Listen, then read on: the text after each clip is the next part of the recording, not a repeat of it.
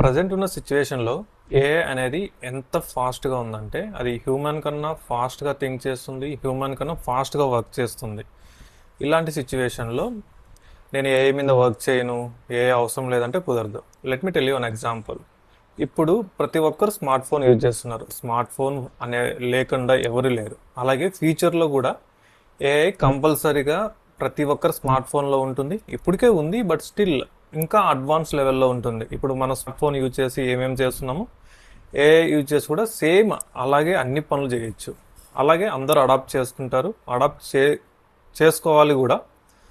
ఇలాంటప్పుడు మనం ఏఐ మీద వర్క్ చేయము అది అంటే కుదరదు. డెఫినెట్లీగా ఏఐని అడాప్ట్ చేసుకోవాలి, ఏఐ మీద వర్క్ చేయాలి, ఏఐని యూజ్ చేయాలి, ఏఐని ఒక కోవర్కర్గా యూజ్ చేసుకోవాలి. యూజ్ చేసుకోకపోతే యూజ్ చేసుకున్న వాళ్ళు వాళ్ళ లైఫ్లో ఫాస్ట్గా గ్రో అవుతారు.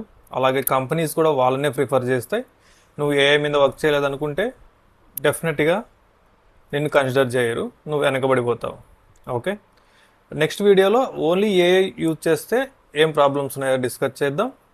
ఇలాంటి కంటెంట్ మీకు నచ్చితే ప్లీజ్ డూ సబ్స్క్రైబ్ వెంకట ఆదనా channel. Will see you in the next video.